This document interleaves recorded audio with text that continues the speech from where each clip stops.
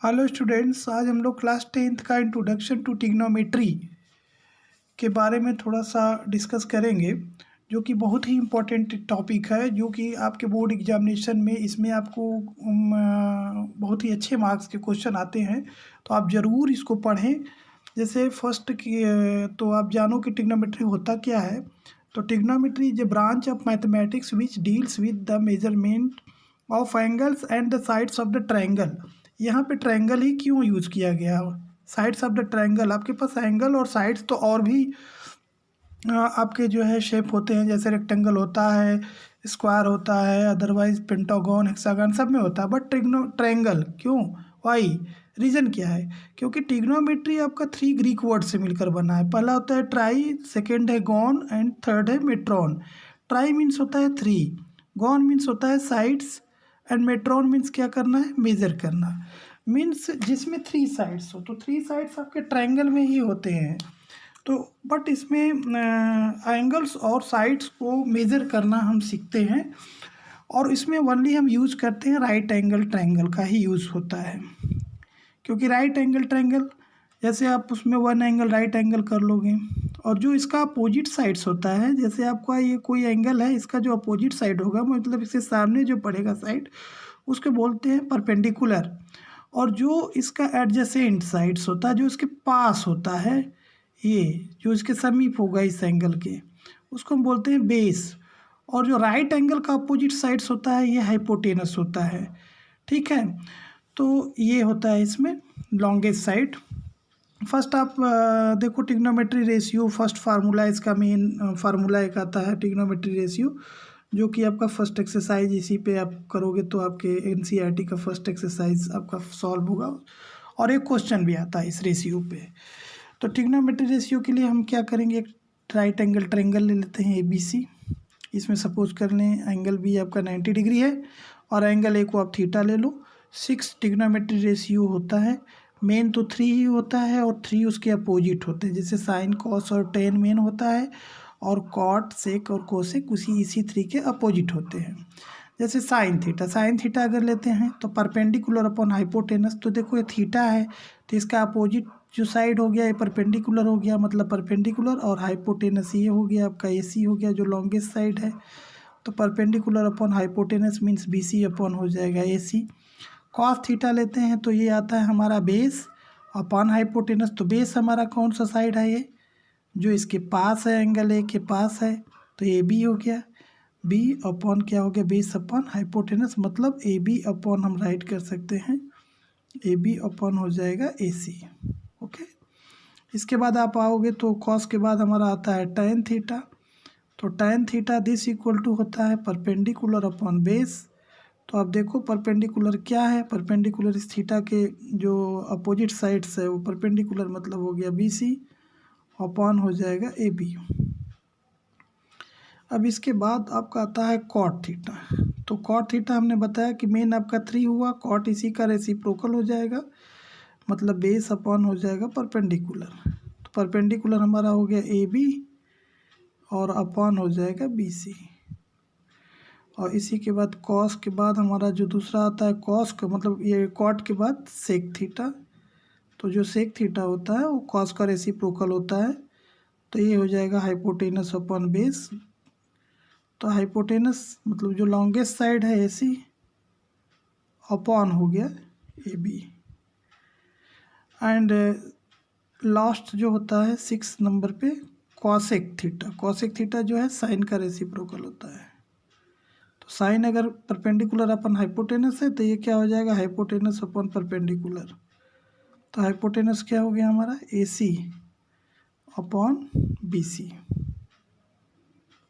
ये 6 trigonometry ratio, इसको आप अच्छे से स्टडी कर लोगे तो ये आपका आएगा। अगर थोड़ा सा प्रॉब्लम होती है तो शॉर्टकट इसको आप रिमेंबर कर सकते हो। शॉर्टकट में, शॉर्टकट सभी लोग जानते हो, अगर नहीं भी जानते हो तो इसको सीख लो। पाकिस्तान भूखा प्यासा और हिंदुस्तान हरा भरा। ये पाकिस्तान भूखा प्यासा, हिंदुस्तान हरा भरा, इसको अपॉन कर लो ऐसे।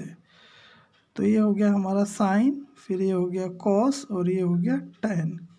अगर ऐसे चलते हो क्लॉकवाइज और फिर ये ऐसे इस टाइप से। तो ये हमारा हो गया कॉसेक थीटा और ये हमारा हो जाएगा सेक थीटा और ये हो गया हमारा कॉट थीटा।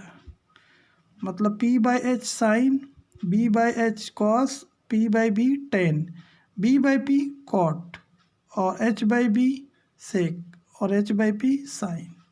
अंडरस्टैंड? तो इसको आप रिमेंबर कर सकते हो और अगर इसको रिमेंबर कर लेते हो तो बहुत सारे क्वेश्चन आप इजी वे में सॉल्व कर सकते हैं।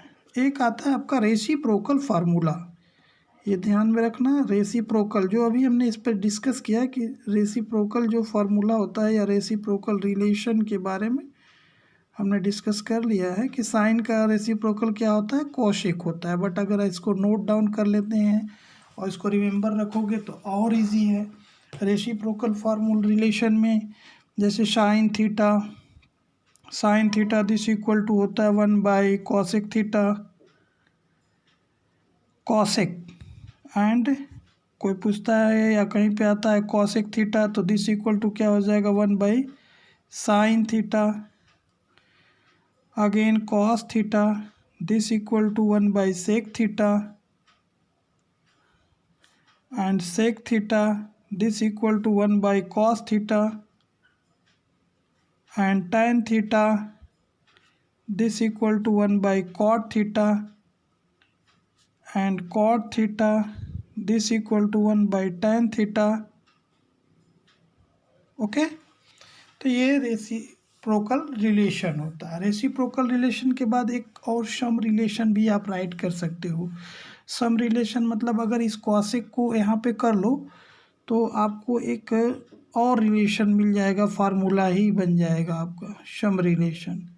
सम रिलेशन क्या आएंगे आपके, मतलब कहीं पे अगर ये दिया है कि sine theta into cosec theta तो इसकी वैल्यू क्या हो जाएगी 1, एंड अगर कहीं पे कॉस थीटा है एंड इंटू सेक थीटा तो वैल्यू क्या होगा 1, क्योंकि 1 बाई कॉस हो गया, कॉस कॉस कैंसिल हो गया। अदरवाइज यहाँ भी इंटू कर लो, कॉस इंटू सेक या सेक इंटू कॉस है तो 1, एंड tan थीटा और into cot theta this equal to भी क्या होगा 1।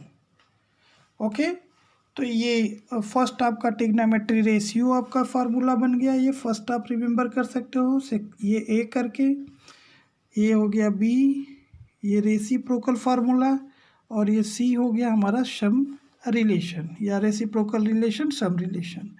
और एक रिलेशन आपका आता है रिलेशन बिटवीन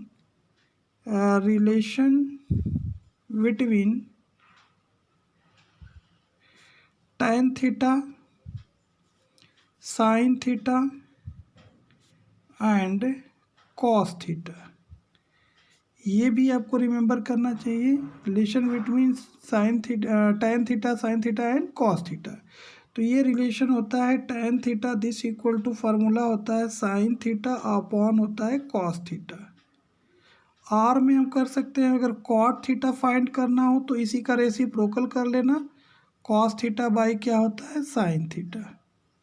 ओके, आप इसको प्रूफ भी कर सकते हो। अगर हमको प्रूफ करने के लिए आता है या आप प्रूफ करना चाहते हो तो यहाँ पे tan थीटा ले लो।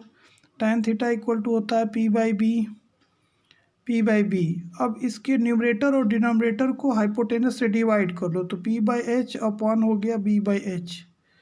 तो P बाई एच मतलब परपेंडिकुलर अपॉन हाइपोटेनस हो गया हमारा साइन थीटा, और B बाई एच क्या हो गया बेस अपॉन हाइपोटेनस मतलब हो गया कॉस थीटा। आपका आ गया राइट साइड, मतलब हमने लेफ्ट साइड को सॉल्व किया, राइट साइड आ गया।